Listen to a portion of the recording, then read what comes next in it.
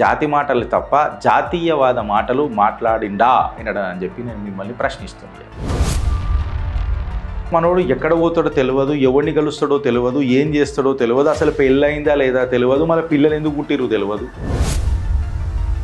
భారత్ని ముక్కలు చేద్దామన్న ప్రతి ఒక్క నోట్ల ఎంగళం పోయాలి. దేశాన్ని విడగొట్టి నువ్వు భారతీయుడు ఎట్లయితావు బ్రదర్? ఈ కుటుంబం ఏదైనా కాశ్మీరీ ఇష్యూ మీద మాట్లాడిందా, హిందూ జెనసైడ్ మీద మాట్లాడిందా? కార్యకర్తలు నాశనమైనా పర్వాలేదు, ఏమైనా పర్వాలేదు, ఏదో మాట్లాడి ఏం కావాలి లాస్ట్కి అని అంటే మా జాతి గాంధీ ప్రైమ్ మినిస్టర్ కావాలి.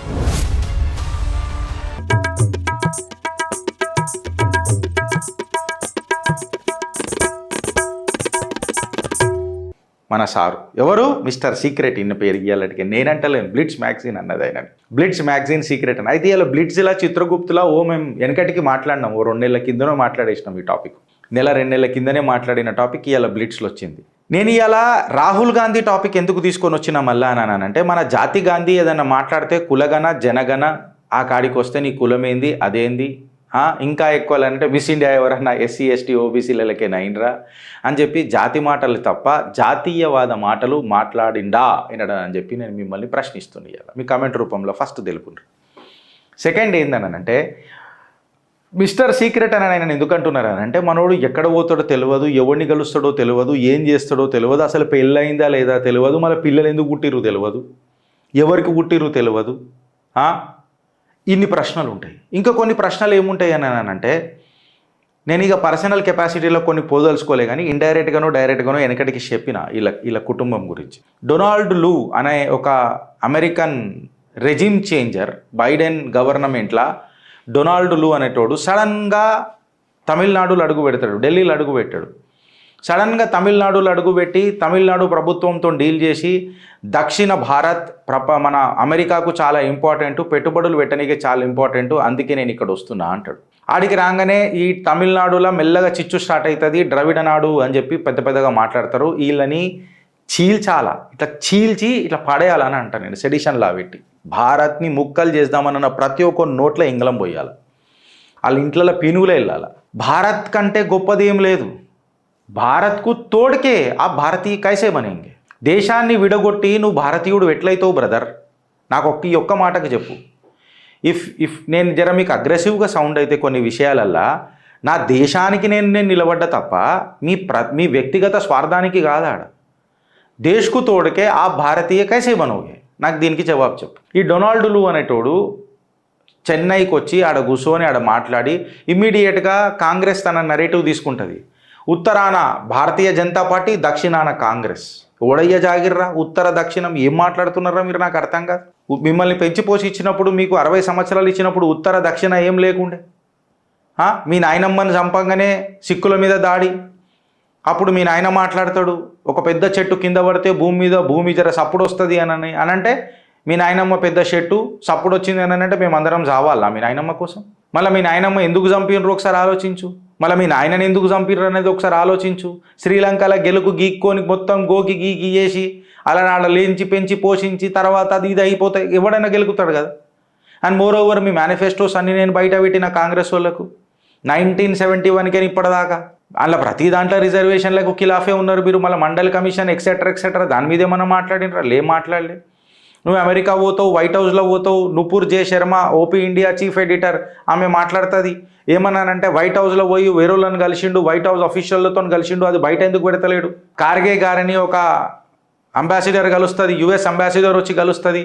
ఇప్పుడు మోదీ గారి టూర్ ఉన్నది కొన్ని, అక్కడ ఖచ్చితంగా నాకు తెలిసి మన ఈ బంగ్లాదేశీ హిందువులది ఇంకొక నరేటివ్ రన్ చేసిరు మోదీ గారి మీద, బంగ్లాదేశీ హిందువుల మీద ఏం మాట్లాడలేదని ఉత్కారేసిండు మీటింగ్లో. తర్వాత జయశంకర్ గారు మొత్తం ప్రూఫ్లతో పెట్టగానే నోట్లలో మనబడ్డది వీళ్ళకు. మళ్ళీ వీళ్ళు బంగ్లాదేశీ మీద మాట్లాడిరా అంటే అది వాళ్ళ అంతర్గత వివాదం అని చెప్తాడు రాహుల్ గాంధీ. రాహుల్ గాంధీ అనే వ్యక్తి క్రిస్టియన్ స్టేట్ ఏదైతే మణిపూర్లో ఫామ్ అయిందో దాని మీద మణిపూర్ అని మాట్లాడుతున్నాడు. అదే వెస్ట్ బెంగాల్లో మమతా బెనర్జీకి ఖిలాఫ్ జరిగిన మరణకాండ, సందేశ్ ఖలీలో జరిగిన ఆ మహిళల పైన జరిగిన హత్యాకాండ మీద ఒక్కరోజైనా మాట్లాడిండా? ఈ సిగ్గు తప్పిన మొగోడు ఒక్కరోజైనా ఖిలాఫత్ మూమెంట్ మీద మాట్లాడిండా, మోప్లా ఇన్సిడెంట్ మీద మాట్లాడిండా, ఈ కుటుంబం ఏదైనా కాశ్మీరీ ఇష్యూ మీద మాట్లాడిందా, హిందూ జెనసైడ్ మీద మాట్లాడిందా, ఈ కుటుంబము గోరక్షకులను ఇలా నాయనమ్మ ఏ రకంగా నరకయాతన చేసిందో మర్చిపోయినరా? రైతుల పేర్ల మీద ఉద్యమాలు చేసే ఈ రాహుల్ గాంధీ, ఈ జాతి గాంధీని అడుగుతున్నా, మీ ముత్తాత పూలువాలా చాచా రైతుల మీద 400 మంది రైతులకు బందూకు పెట్టినప్పుడు నువ్వు మర్చిపోయినావా? ఇది చరిత్ర నిజం కాదా? ఇన్ని ప్రాబ్లమ్స్ ఉంటాయి. ఈ జాతి గాంధీ గురించి ఎందుకు మాట్లాడుతున్నాము అని అంటే, ఇదే జాతి గాంధీ బయటికి పోయి విదేశాలని ఆహ్వానం చేస్తాడు. ఏందనంటే, నేను ఒక ట్రూ లీడరు, ఎమినెంట్ లీడరు, నేను మీకోసం పనిచేస్తున్నా, భారత్లో ఉట్టి నేను మీకోసం పనిచేస్తున్నా, మీరు మా భారత్కి రండ్రి, ఇగో మోడీ డిక్టేటర్. అరే ఎవడన్నా విదేశాలకు పోయి స్వదేశాన్ని తిడతాడరా భయ్, నాకు అర్థం కాదు. నీ అసుంటోడు ఒక పెద్ద మచ్చ అయిపోయింది ఇలా భారత్కి. దానికి తోడు పిల్లికి ఎలక సాక్ష్యం అని అన్నట్టు నీకు భజన పరులు, ఆ భజన పరుల చుట్టూ నువ్వు తిరుగుతావు. మళ్ళీ నీకు పెళ్ళయిందా, నీకు ఎంతమంది పిల్లలు ఉన్నారు, నువ్వు వియత్నాంలో ఎందుకు తిరిగినావు రాబాయ్ అంటే దాని మీద జవాబు ఉండదు. మీ కుటుంబం మీద గంభీరమైన ఆరోపణలు బ్లిట్జ్ చేస్తే మాత్రం ఉండదు. అదే నువ్వు హిడెన్బర్గ్ రిపోర్ట్ తీసుకొని వచ్చి ఆడవుడో పెట్టి సాక్ష్యాలు లేకుండా పెడితే మాత్రం అగో స్టాక్ మార్కెట్ క్రాష్ అయిపోతున్నది, సామాన్య ప్రజలు స్టాక్ మార్కెట్లలో పైసలు పెట్టకుండ్రి అని చెప్పి రూమర్లు పైలాస్తావు. మళ్ళీ నువ్వు స్టాక్ మార్కెట్లకి పైసలు తీస్తావా అని అంటే తీయవు. నువ్వు మాత్రం కమ్మక పుల్లగా సంపాదిస్తావు స్టాక్ మార్కెట్లలో. 9 కోట్లు ఎన్నో కోట్లు ఉన్నాయి కదా నీ స్టాక్ మార్కెట్లో. మళ్ళీ దాని మీద ఎన్నడూ మాట్లాడవు. మళ్ళీ నీ రాజీవ్ గాంధీ ఫౌండేషన్లో చైనాకి ఎందుకు పైసలు వచ్చినాయిరా అంటే దాని మీద అడగొద్దు. రాహుల్ గాంధీ జాత్ అడగొద్దు. రాజీవ్ గాంధీ ఫౌండేషన్లో వచ్చిన పైసలు అడగొద్దు. మీ ముత్తాతలు మీ నాయన చేసిన స్కామ్లో బొఫోర్ స్కామ్ అడగొద్దు. ఆ కాడికి వస్తే జీప్ స్కామ్ అడగొద్దు. క్రెడిట్ మీకు కావాలా? కార్యకర్తలు నాశనమైనా పర్వాలేదు, ఏమైనా పర్వాలేదు, ఏదో మాట్లాడి ఏం కావాలి లాస్ట్కి అని అంటే మా జాతి గాంధీ ప్రైమ్ మినిస్టర్ కావాలి. మొన్నటిదాకా నేను కులాల మీద మాట్లాడానా అన్న పీకుడు మొగోడు ఇలా జాతి గాంధీ అయిండు. ఉమెన్ ఎంపవర్మెంట్ మీద మాట్లాడే మొగోడు రిపబ్లిక్ ఛానల్లో మొత్తం మాట్లాడింది ఆ రోజు అర్నబ్ గోస్వామితోని. Only and only women empowerment అన్నావు. మళ్ళీ సందేశ్ కలిలా భారత్ ఆడబిడ్డ అంత హత్యాకాండకు గురైతే నీ నోట్లో ఇంగ్లం పడ్డదా అని అడుగుతున్నా. సందేశ్ కలిలని నేను కళ్ళల కాకులు పొడిచినాయి అని అడుగుతున్నా. మిస్టర్ సీక్రెట్ ఎక్కడ పోయింది నీ ఎంపవర్మెంట్ అని అడుగుతున్నా. కేవలం ప్రిపేర్ కాకపోతే నేను గిన్ని మాట్లాడుతున్నా. ఇవాళ మేము మాట్లాడిన మాట బ్లిట్జ్లో వచ్చింది, బ్లిట్జ్లో వచ్చిన మాట నేను మాట్లాడతలేను. దాని మీద ఆరోపణలు చెప్పు నువ్వు. నీ మీద వచ్చిన ఆరోపణల మీద కత్రొచ్చి ఎందుకు వాడిపోయాడు మీ అమ్మని అడుగు, మీ నాయనమ్మని అడుగు, మీ నాయనని అడుగు.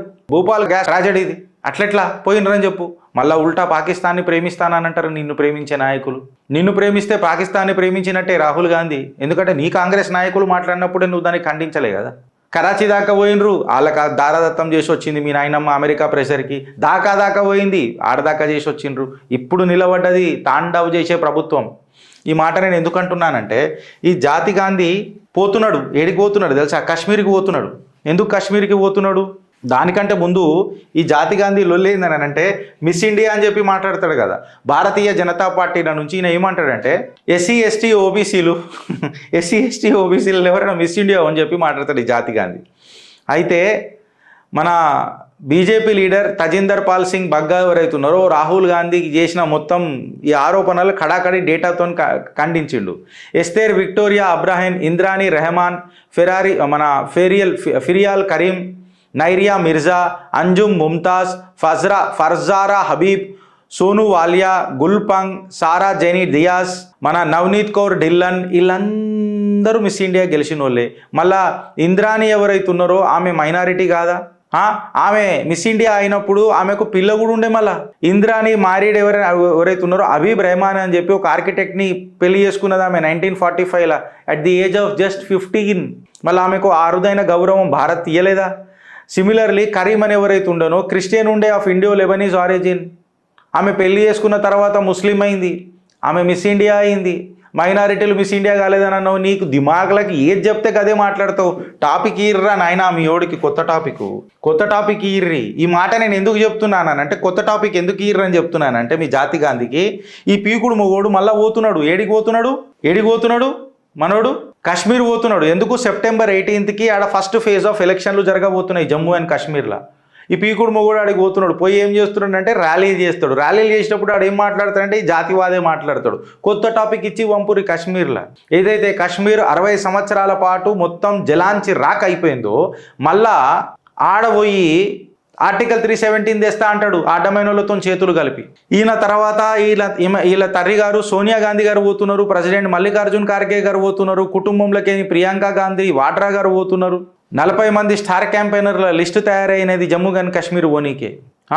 మళ్ళీ వీళ్ళు ఎందుకు పోతున్నారు, ఎవరి కోసం క్యాంపెయిన్ చేయడానికి పోతున్నారు అని అంటే వికార్ రసూల్, వానీ, మీర్, పెర్జాదా, సయీద్ వీళ్ళందరూ ఎవరైతే ఉన్నారో జమ్మూ అండ్ కాశ్మీర్ PCC అధ్యక్షులు వీళ్ళ కోసం అక్కడ ఎలక్షన్లో నిలబడుతున్నారు. వాళ్ళకు క్యాంపెయిన్ చేయడానికి ఈ సొక్కమైన వాళ్ళు అందరూ పోతున్నారు.